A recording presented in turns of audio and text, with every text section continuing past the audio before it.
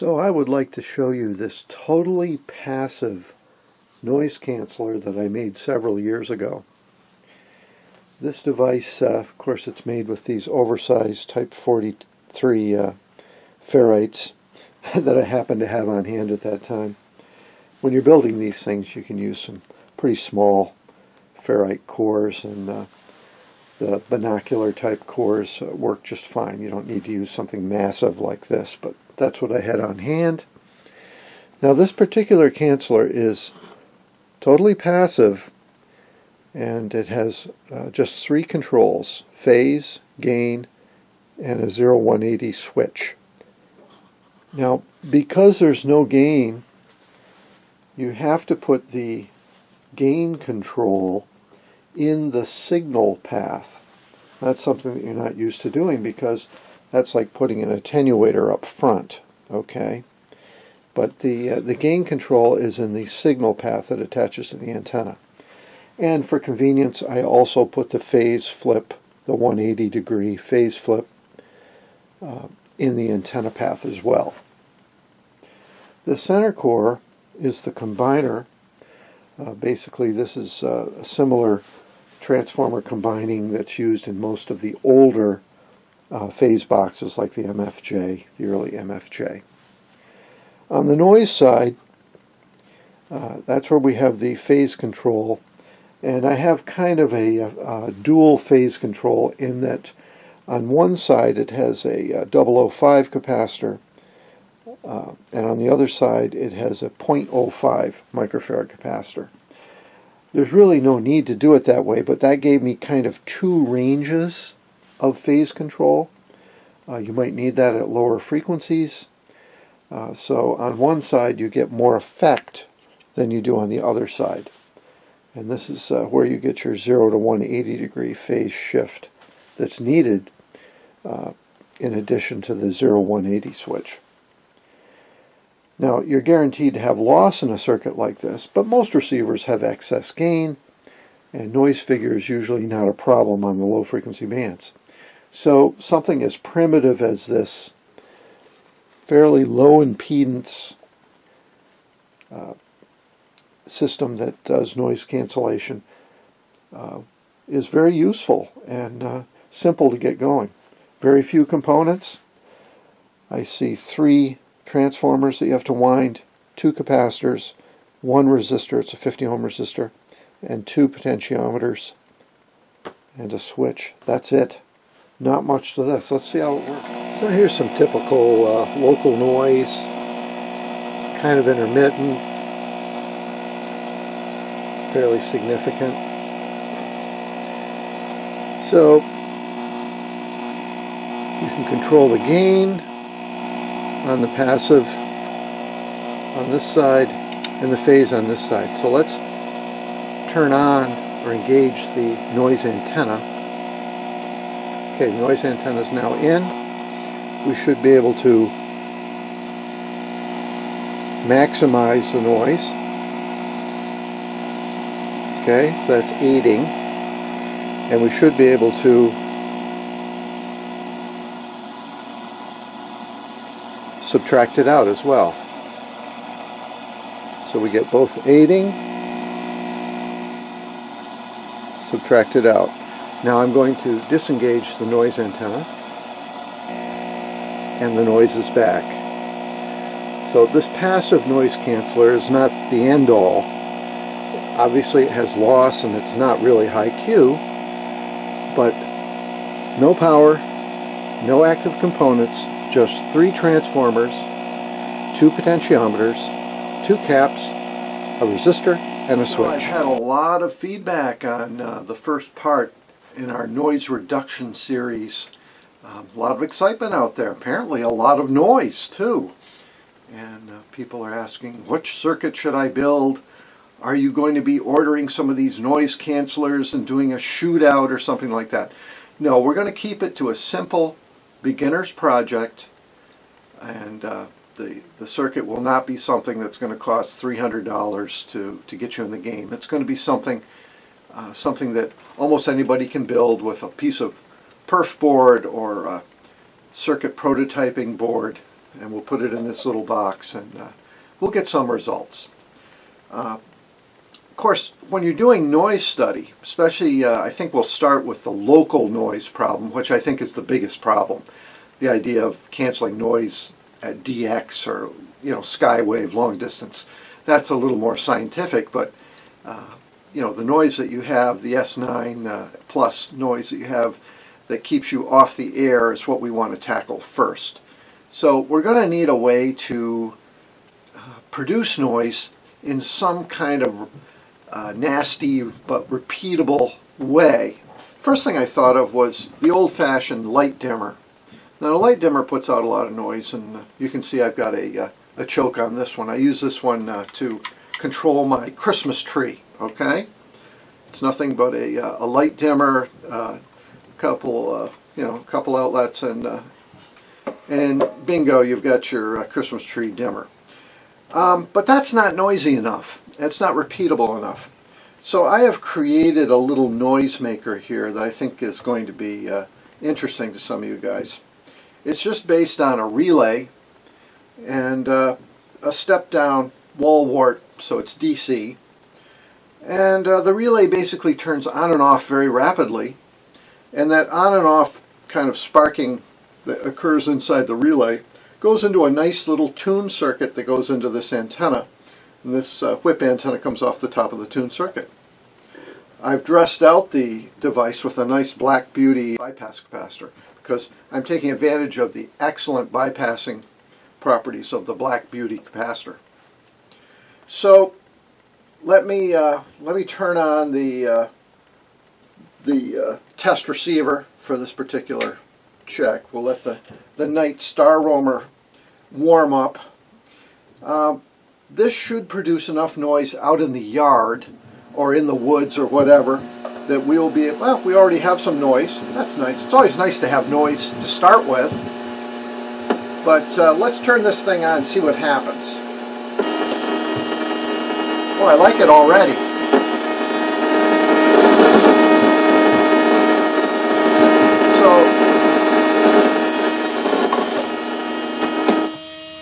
So this should provide, wow, that's irritating, isn't it? Okay.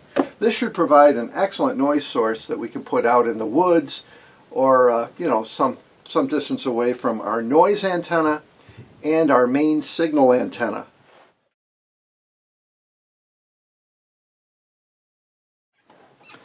So I'd like to start with a very simple noise antenna that we'll use as our noise reference antenna. And that is an untuned vertical antenna attached directly to a piece of coax coming back into the shack. I'm going to put the noise antenna out in the middle of the yard. It's going to be a simple vertical whip. It will be too short for most frequencies that we're going to cover. You want it to be able to pick up noise in the vertical polarization, but you don't want it to be so sensitive that it picks up just as much signal as it does noise. So this is a specific pick up the noise antenna and don't pick up as much signal antenna, so we can concentrate on the noise source. And we'll get that built.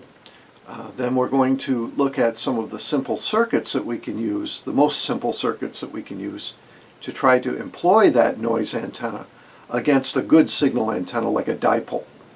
So that should be enough to cover in this second video. So there's nothing really too exciting about the noise antenna, the vertical. I've located it near the property line with the neighbor, and it's just simply a 10-foot pole that's just nailed onto the side of my clothesline support. I've insulated it so that it's not going to be picking up water from the wood. Down here is where the feed's going to be. There will be some coax coming out to this point, a small ground rod, and that comprises the noise antenna for the local interference.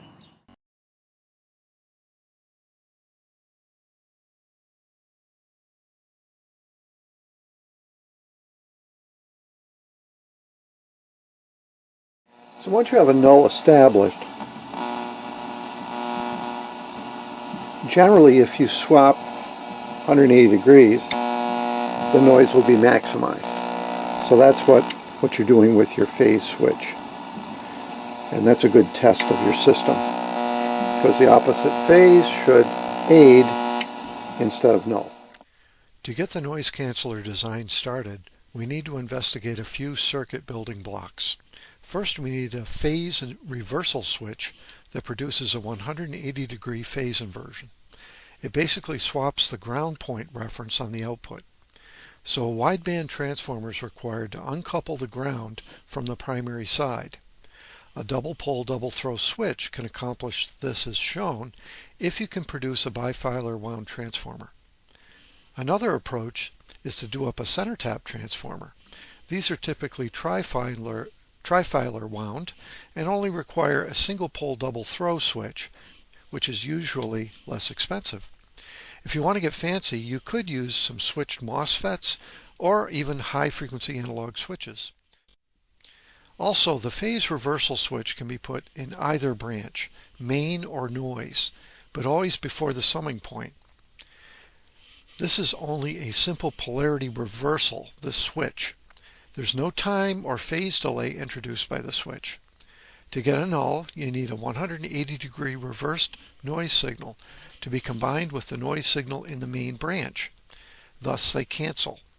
But the chances that a single flip of 180 degrees would cause this perfect null is not very likely. Again, we feed into the idea of the identical closer spaced main and noise antennas. So we definitely need to do some fine phase shifting to get a good null.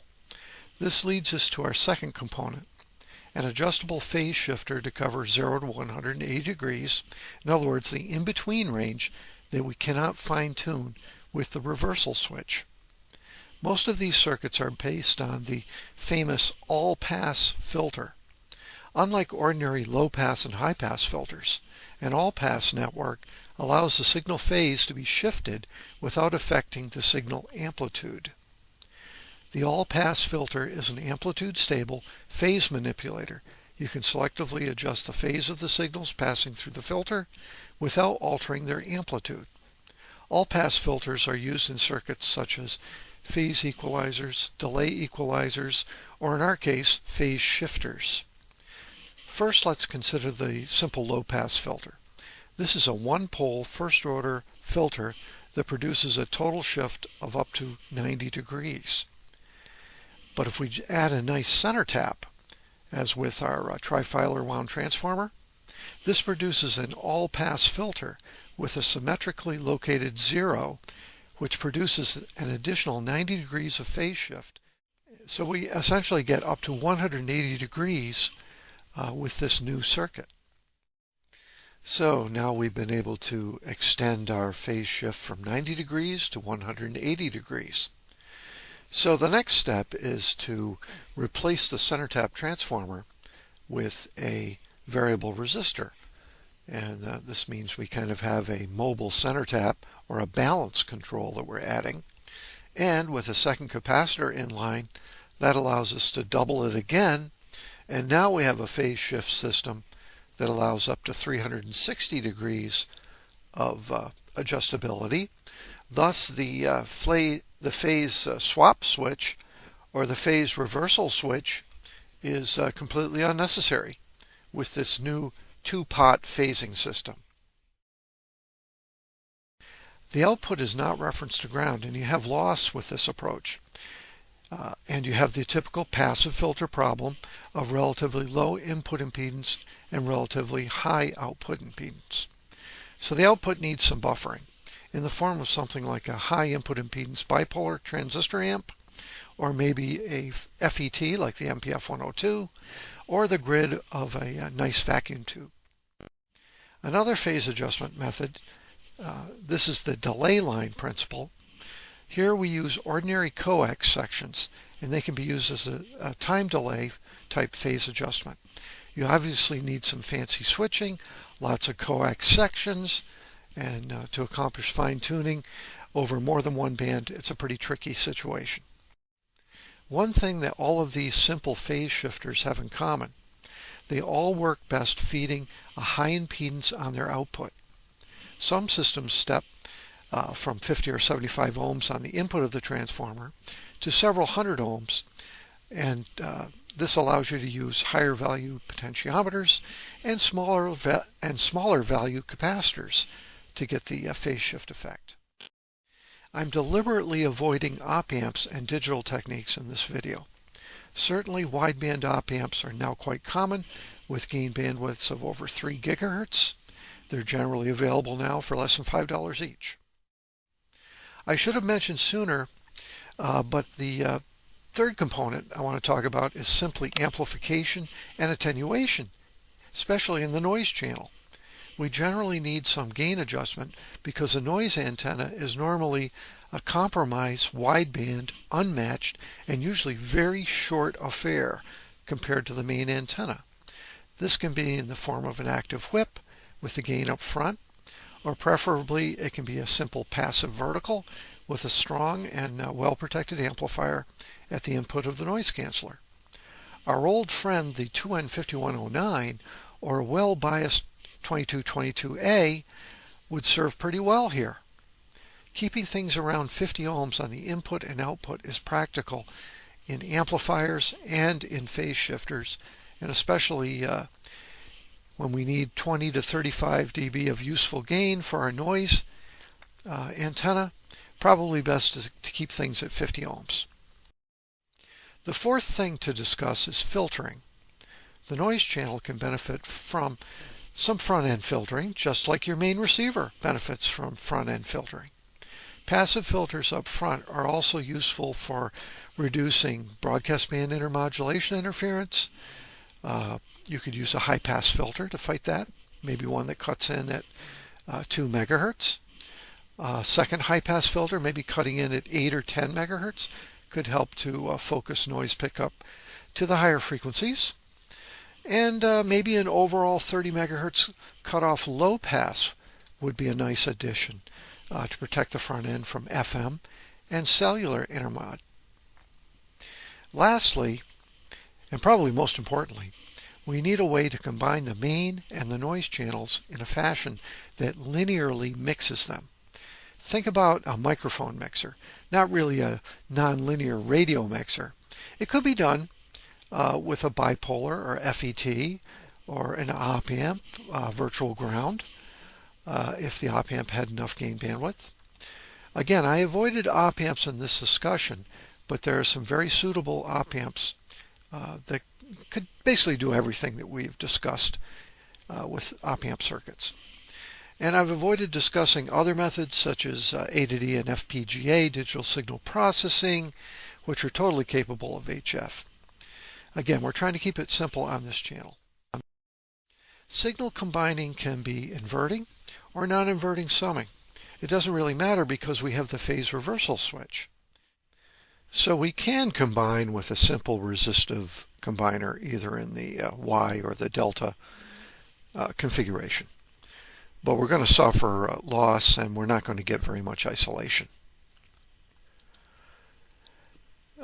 Let's look at a couple of high-performance hybrid transformer combiners. Both of these provide true port-to-port isolation, which keeps the two antennas from exciting one another. And they have high port-to-port isolation and nominal loss of just over 3 dB with no combining loss. So let's look at this 25 ohm resistor. It provides a termination when the hybrid is used as a power combiner, and port B and port C are being driven by an in-phase common mode signal. When the power combiner is driven by two in-phase inputs, no power is delivered to port A because the common mode signal is suppressed and goes to port D, which is off that center tap. Because the two 50 ohm signal sources are in phase, they're effectively identical. They're identical voltage sources in parallel. Two 50 ohm resistors gives an output impedance of 25 ohms.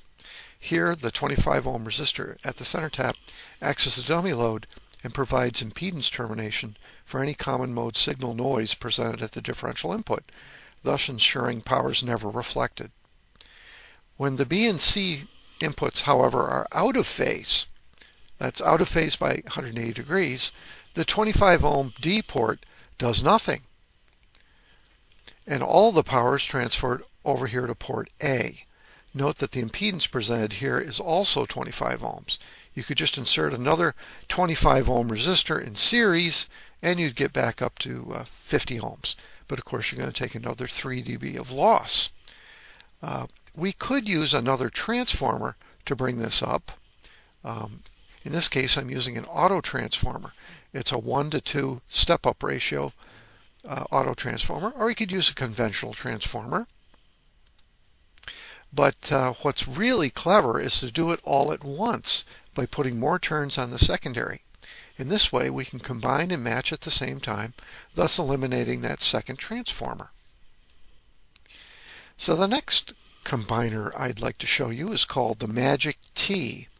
This is also sometimes called a Wilkinson power combiner, but I'd like to think of the Wilkinson as being used with real transmission lines like coax, strip line, or microstrip line, not really transmission line transformers. When we're using transmission line transformers, most people call it a Magic T. Unlike the previous hybrid, this is a phase zero or 0 degree combiner. The signal injected at port A will be flipped by 180 degrees by the transformer. At the same time, the 100 ohm resistor presents an exact copy in phase voltage at port B. So we put a signal in at port A, we get a flipped version of it here, we get an in-phase version of it here. Guess what happens? By Kirchhoff's voltage law, this means that the voltages cancel and the isolation between A and B are theoretically infinite. Since the auto transformer is actually a 2:1 ratio, the impedance presented at the output is 1/4 of 100 ohms or 25 ohms. So we have the similar problem with this particular hybrid. We have to again bring it back up to 50 ohms.